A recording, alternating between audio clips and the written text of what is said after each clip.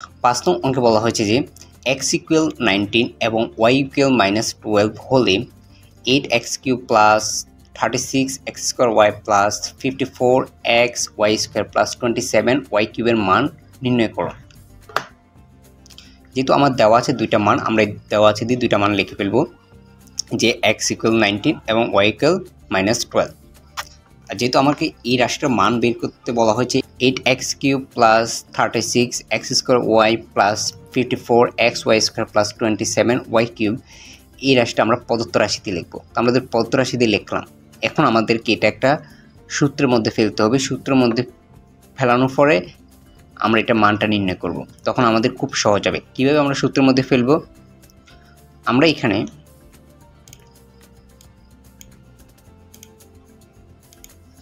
8x কিউবকে আমরা লিখতে পারি 2x হোল কিউব, আবার 27y কিউবকে আমরা লিখতে পারি 3y হোল কিউব।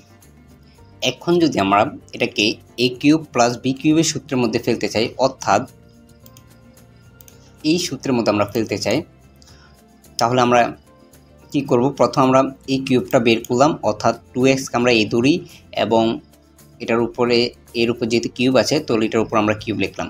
আবার একইভাবে বি কিউবটা আমরা পেলাম, অর্থাৎ 3y কে আমরা b ধরেছি আর এটার উপর যেহেতু কিউব আছে আমরা এখানে কিউবটা লিখলাম। a কিউব আর b কিউব পেয়ে গেছি। এখন মাঝের জায়গাটা আমার মিলানোর জন্য আমরা এটা অনুসারে লিখব। প্রথমে কত? সূত্রে 3 প্লাস 3 লিখলাম। তারপর কি আছে? a স্কোয়ার, এই কাকে ধরেছিলাম 2x কে, তো আমরা লিখলাম 2x, তারপর উপরে হোল স্কোয়ার দিলাম, তারপর ইন্টু বি, তো আমরা বি লিখলাম। বি কাকে ধরেছিলাম? 3y কে, তো আমরা 3y লিখলাম। তারপর এই সূত্রের প্লাস 3, অর্থাৎ এই প্লাস 3 এই জায়গায় লিখলাম। লেখার পরে কি এখানে আছে a b স্কোয়ার, এ কাকে ধরেছিলাম? 2x কে, তো আমরা লিখলাম 2x, বি কাকে ধরেছিলাম? 3y কে, তো 3y হোল স্কোয়ার। তো আশা করি তোমরা এতটুকু বুঝতে পেরেছো। তারপরে প্লাস বি কিউব, তো এটা তো আগে তৈরি করে রাখছিলাম, এটা তো আগে আমরা বের করেছি। এখন যদি এখানে তাকাও যে এই পুরোটার মান কিন্তু এটার সাথে মিলে যায়, অর্থাৎ এখানে যদি আমি 3 সাথে 3 গুণ করি তাহলে কত? 9। আবার এখানে 2x স্কোয়ার, এক্স মানে হোল স্কোয়ার মানে কি বোঝানো হয়েছে? 2x দুইটা গুণ। আমি যদি 2x দুইটা গুণ করি তাহলে কত পাবো? 4x স্কোয়ার পাবো, অর্থাৎ 4x স্কোয়ার। তাহলে এই জায়গাটা পরে তো আমি 4x স্কোয়ার লিখতে পারি। আমি এই জায়গাটা পরিবর্তে আমি 4x স্কোয়ার লিখতে পারি। আমি যদি এর উপর 4x স্কোয়ার লিখি তাহলে কত হয়? এখানে 4 হবে, তাহলে 3 4 কত? 12, 3 12 36, তো আমার 36 মিলল। আবার x মানে x স্কোয়ার হয়ে গেল, x স্কোয়ারও মিলল। তারপর y যেভাবে সেভাবে থাকবে। তো আশা করি তোমরা এই পার্টটা বুঝতে পেরেছ। এখন আমি দ্বিতীয় পার্টটা বোঝাই। এখন আমরা এই পার্টটা বুঝবো। এখানে 54 প্রথমে আমাকে মিল করতে হবে।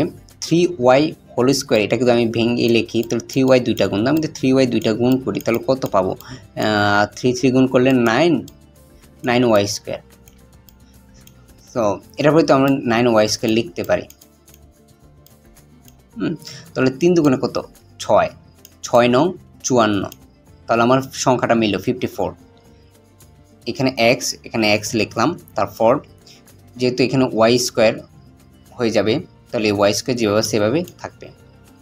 তো এইটা পুরোটা এটার সাথে মিলে গেল। তো আমার এটাও কিন্তু মিলল, 327y কিউবের পরিবর্তে আমরা 3y কিউব মিল করতে পারি। এখন এটা কিন্তু আমার একটা a cube plus b cube, sorry a plus b whole কিউবের সূত্রে পরিণত হয়েছে।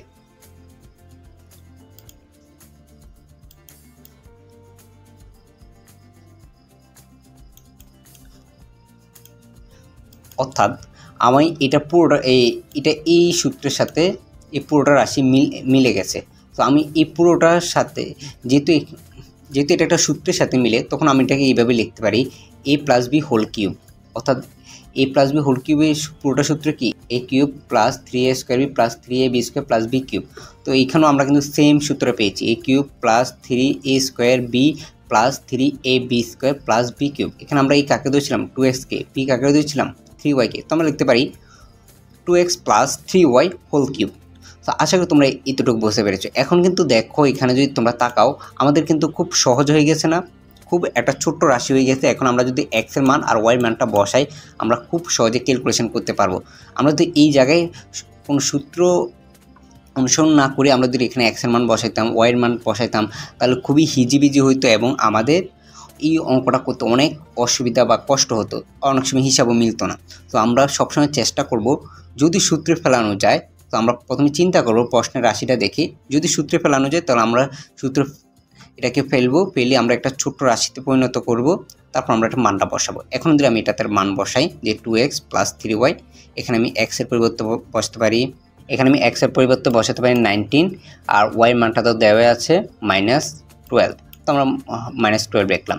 তাহলে 2 এর সাথে আমি 19 গুণ করলে কত পাই 38, আর যেহেতু এখানে মাইনাস এখানে প্লাস, প্লাস মাইনাসে কি মাইনাস, তো আমরা মাইনাস লিখলাম।